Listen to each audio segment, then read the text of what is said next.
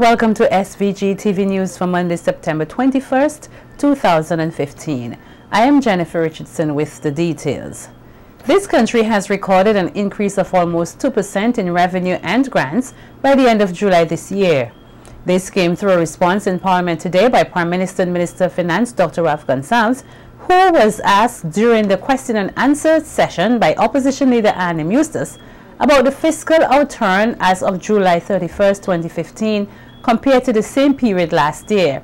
Dr. Gonsalves points out that there was an increase of almost 2%, totaling some $315 million. Revenue and grants, the end of July 2015, $315.023 million. 2014, the comparable number, $309.976 million. Honorable members will see that there's an increase of almost 2%. The capital revenue and grants, $14.987 million compared to $8.768 million. Total expenditure, $336.627 million. Total expenditure, total, $336.627 million. The end of July 2015 compared to $343.7. The Prime Minister also highlights that the current expenditure this year was slightly higher compared to last year and that the overall balance deficit was higher.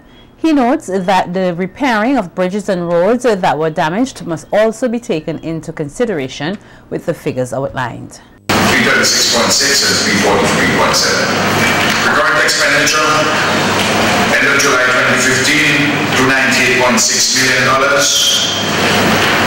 End of July 2014, $297.39 million. Capital expenditure, $38 million compared to $46 million.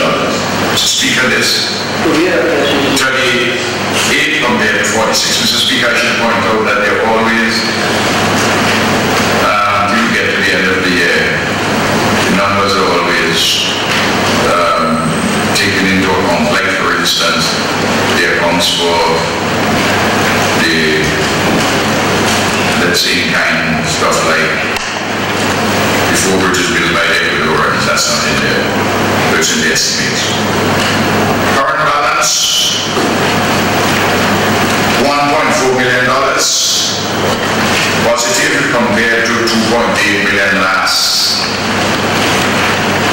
year.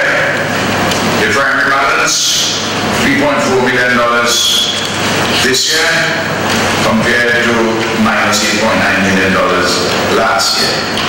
The overall balance, deficit $21.6 million compared to $3.7 million previous year, 7 months. Air traffic controllers who will be working at the Argyle International Airport today commenced a refresher training course. Addressing the opening ceremony held inside the training room at the airport's terminal building, Senior Airport Officer Dilek Davis said the training being received by officers through the Trinidad and Tobago Civil Aviation Center cannot be underestimated, as it comes at an opportune time when the airport is about to commence operations. He said the training is a refresher for the officers on the standard recommended practices and local procedures pertaining to the 3 basic functions of air traffic service, with particular focus on key areas such as emergency procedures and safety management systems. Training will attempt to ensure that employees have the theoretical tools to carry out a function.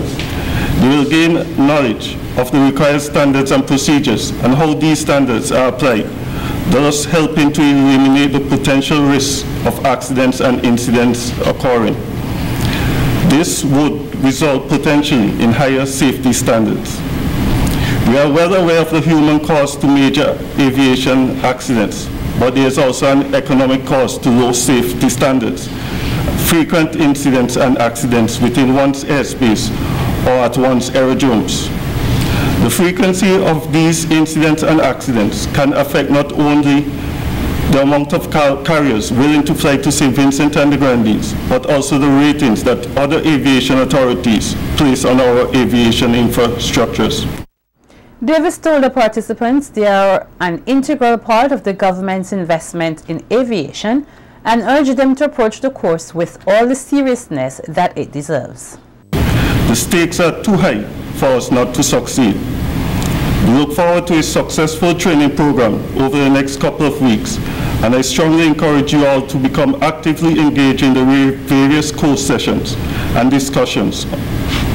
The IADC and Airports Department must be applauded, therefore, for the effort made to ensure that the requisite training is made available to us air traffic control officers.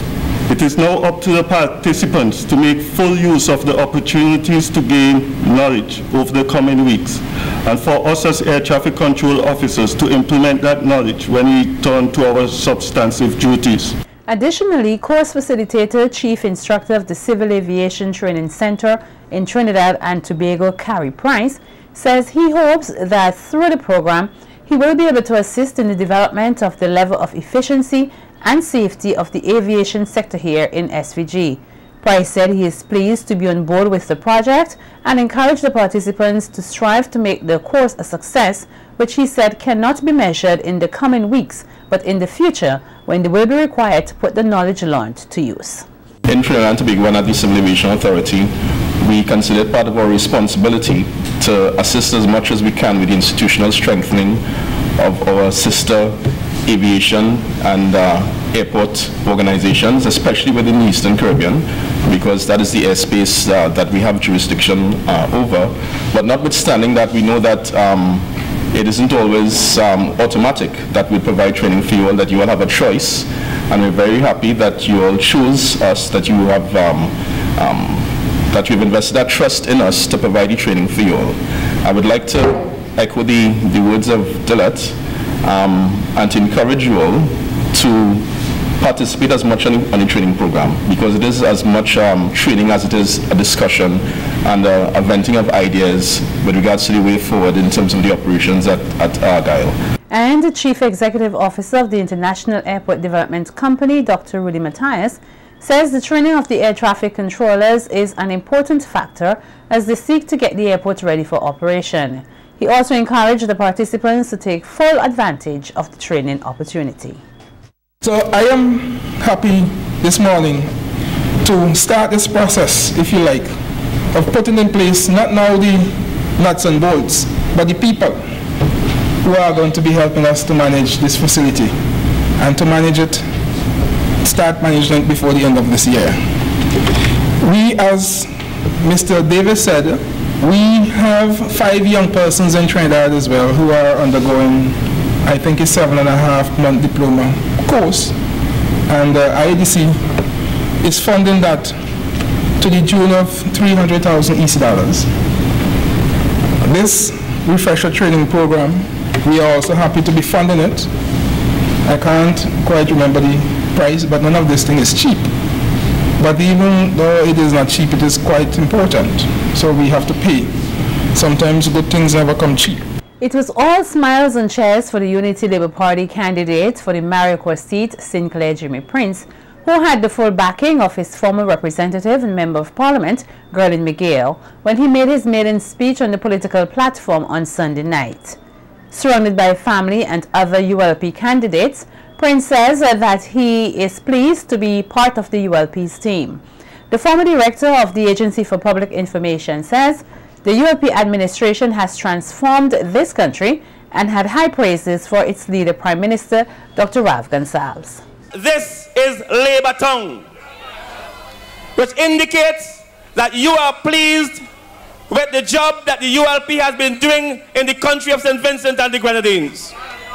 That you are pleased with the leadership of Dr. Ralph Gonsalves, and that you endorse the candidacy of Sinclair Jimmy Prince from Farm.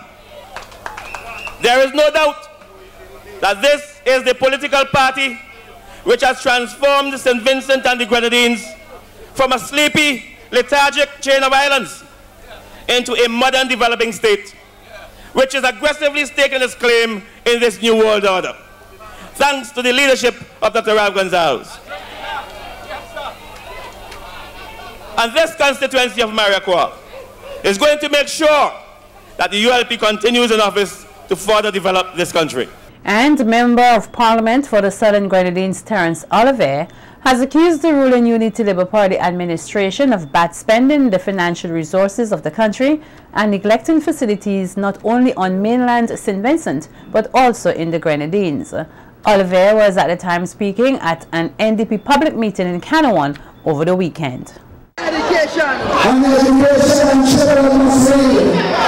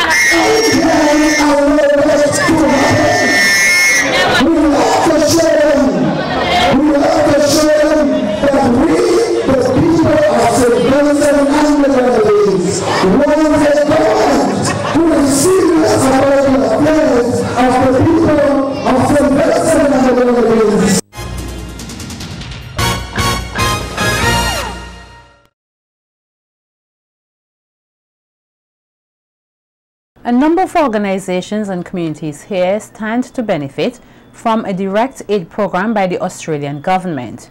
Earlier this afternoon, the Government of Australia opened up the application process for the 2015-2016 cycle of its direct aid program here in SVG. The program, mainly for the benefit of local government bodies, non-governmental organizations and individuals through flexible small grants that seek to advance developmental outcomes in key priority areas such as health, education and environmental sustainability. Speaking at the first of two outreach sessions earlier today, Permanent Secretary in the Ministry of Foreign Affairs, Nathaniel Williams, says he is pleased that Australia has chosen SVG as one of the countries that it will be assisting in the areas of development. He added that this country can benefit significantly from the closer diplomatic relations with Australia, since the country has maintained economic growth for over 23 consecutive years. And this is a time for us to partner with other states like Australia to ensure that the things which are necessary and that we could actually have a common interest in are being addressed in programs as we have. We believe as we grow, there are different areas where Australia and the Caribbean, and in our case particularly St. Vincent and the Grenadines, could also look at partnering further. Ladies and gentlemen, this evening I want to say I expect a very fruitful meeting. At the end of it, Mrs. Roberts will be able to return and say, I believe we have come away with certain concrete issues on which we could further strengthen relationships, while you can say at the other end that you believe there is an understanding of the situational issues, the contextual issues in which you are called upon to face, and that you believe Australia is going to be a strong partner in helping you to achieve those things. Additionally, P.S. Williams says that he welcomes the assistance of the Australian government, adding that there are numerous areas of cooperation between the two countries. And over the years, we have been exporting nurses, if I should put it that way. And we were aware that Australia may have interest or may have a program where they do attract nurses from different areas. And we believe this is one area where St. Vincent and the Grenadines and Australia could begin to look at ways of having that level of partnership. Of course, Australia has the great coral reefs, and you have years of experience in maintaining, preserving those reefs. Of course, with the basic climate change program we have seen, our coastal lands, our coral reefs in the Grenadines are currently under threat. Our fisheries our actual fishing stock is depleting and moving. We are seeing very dynamic issues in that area. And we believe these are areas where there could be a level of collaboration between Australia and St. Vincent and the Grenadines. Policy and Research Officer with the Australian High Commission based in Trinidad and Tobago, Gwendolyn Roberts, says the Australian government is happy to be able to assist SVG, particularly in poverty alleviation and other critical areas. Some of our priority areas for this year's direct aid program. The first one and the most important we consider should be sustainable economic development and poverty alleviation. So any projects that fall within those parameters would be welcomed. Whilst all may not be funded, we would like to focus heavily in that area. Apart from that, we are also keenly interested in projects under the banner of food security and agricultural development. Water and sanitation, particularly in the ECS, there is an issue of drought right now. There's also an issue of cleaning up little pockets that still have sanitation issues that still may not be hooked on to the national water and sewage mainframe and things like that. So projects related to water and sanitation are always welcome. There is, of course, a lot of space for us to work in the area of community health, and we have worked in the past with the various cancer societies, Red Cross, diabetes associations, etc. around the region. And finally, we are very interested in projects that touch on the issues of coral reefs, climate change, and fisheries. Several education officers here are receiving training in alternative dispute resolution, ADR, as a means of helping to combat violence in schools. During the training, they will be exposed to information on restorative environments in which students can thrive, not just academically, but socially as well. At the opening ceremony of the training program earlier today, Chief Education Officer Luan Gilchrist said that the overall aim of the project is to reduce violence in schools. She notes that it is important that these officers receive such training and learn concepts so that they could pass on to other persons in the education system. Gilchrist says schools should provide a safe and protective environment in which students can thrive. We have to ensure that if students don't have the developmental assets, if they're not happy at home, that they must be happy at school. Schools must provide a safe and protective environment in which our students can thrive. We are teaching students, we're not teaching subjects. We are responsible for the academic development of our students. We're also responsible for their psychosocial well-being, for their spiritual health. We are responsible, in short, ladies and gentlemen, for ensuring that our schools remain student-friendly. Everything we do, the instructional practices which we use must be student-centered, must be student-friendly. Regional Project Director of Impact Justice, Professor Velma Newton, in her address, gave an overview of what Impact Justice is all about, which she says is a Canadian government-funded project being implemented from within the Caribbean Law Institute Center at the University of the West Indies Cave Hill campus. She says the main areas of focus are drafting of model legislations at the request of governments of CARICOM member states, and that Impact Justice intends to work with the Ministry of National Mobilization and the police to provide the necessary training for members of the police force, probation officers, childcare officers, prison officers, and other representatives.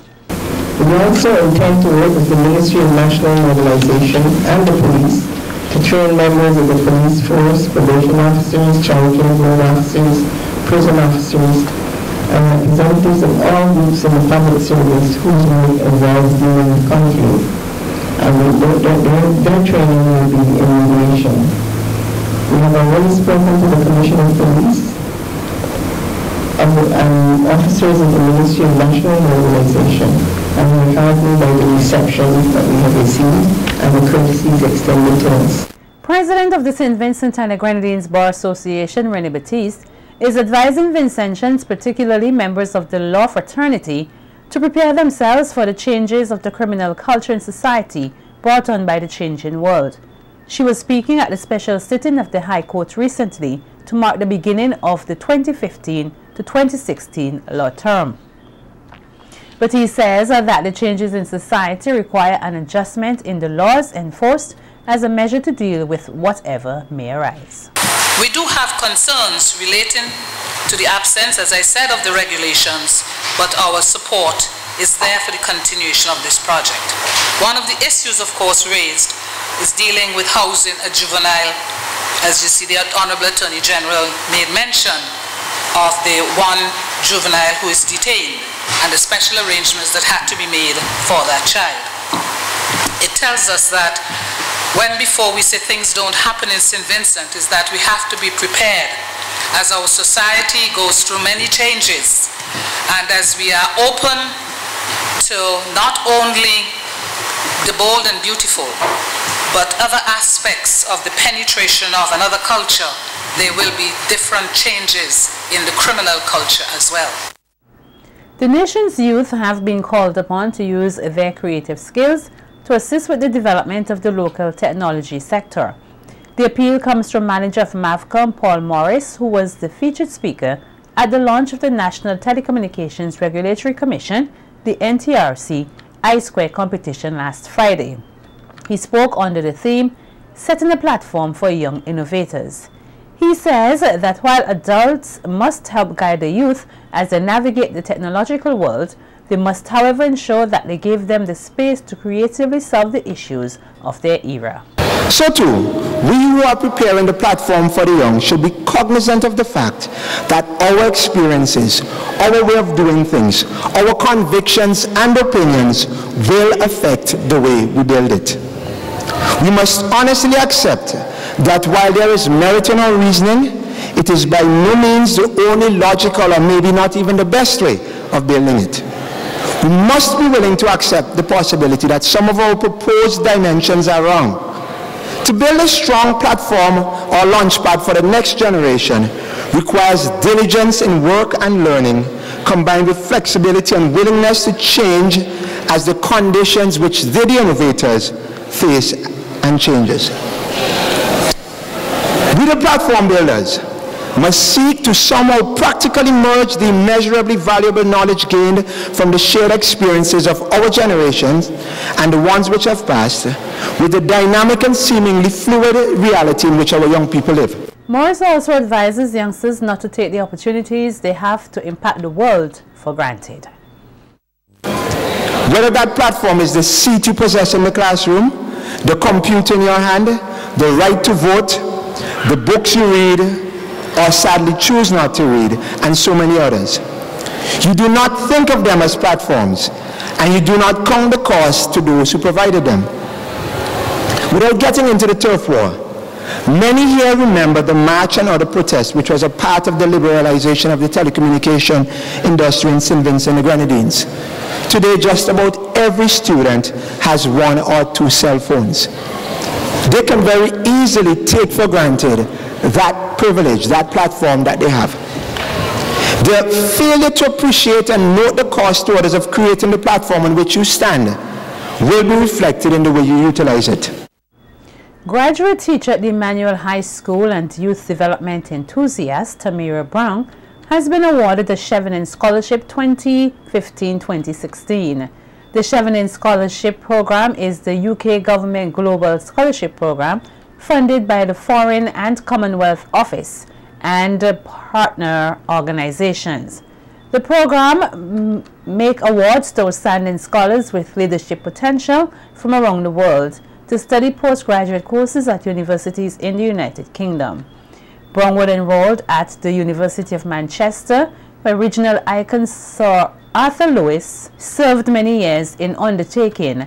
She would undergo a rigorous academic program pursuing a Masters of Science program, International Development, Political Governance, Development Studies.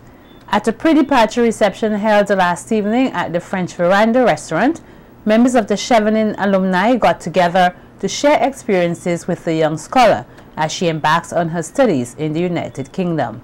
At the event, political officer at the British High Commission, Deborah Worrell, pointed to the success of the program and successes of members of the alumni within Barbados and the Eastern Caribbean. Each year, Chevening accepts applications from St. Vincent and the Grenadines and international students around the world. The application process currently open to receiving applications for the academic year 2016-2017. Harold Codis, a resident of Fairburn Pasture, has been committed to stand trial at the next practical sitting of the criminal session on a charge of murder. The ruling was handed down by Chief Magistrate Amira Brown at the conclusion of a preliminary inquiry, which looked into the circumstances that caused the death of his uncle, Grafton Codis, a then senior prison officer. Codis's death stemmed from an ongoing family feud over lands at Fairburn Pasture. The accused, on November 23, 2014, is said to have taken a stone and struck the deceased in the head, which resulted in him becoming unconscious and was hospitalized in intensive care for several weeks. He then succumbed to the injury on January 6, 2015. And in other news from the court, we hear that the police have made yet another arrest for the burglary at the St. Vincent and the Grenadines Community College. Nicole Bailey, a junior clerk at the college and a resident of Glen, was earlier today escorted before Chief Magistrate Amira Brown and pleaded not guilty to the charge of entering the college as a trespasser between August 28th and 30th this year and deprived the institution of a safe which contained cash and a hard drive totaling $44,278.96. She was allowed bail in the sum of $50,000 with one surety. She was also asked to surrender all travel documents to the court and to report to the Calico police station between 6 a.m. and 6 p.m. on Mondays and Thursdays. Bailey has been placed on a curfew to be at her home between 7 p.m. and 6 a.m. and is not to leave the state without the express permission of the court. October 12, 2015 is the date set for trial. Key Morney Antoine and Shane Cabral are also facing the same charges. In an unrelated matter, 2 youngsters and 1 adult were yesterday arrested and charged jointly for burglarizing the General Hardware Supply store at Arnesville and stealing a vault valued 23,000 EC dollars, containing items such as checks, jewelry, and cash totaling $88,864. The accused are Kimoni Wilson, 21-year-old mechanic of Redemption Shops, 21-year-old welder Kiwani Williams of Green Hill, and 36-year-old Caswell Weeks of Hopewell. The items were reportedly stolen between Sunday, September 13th and Monday, September 14th, 2015.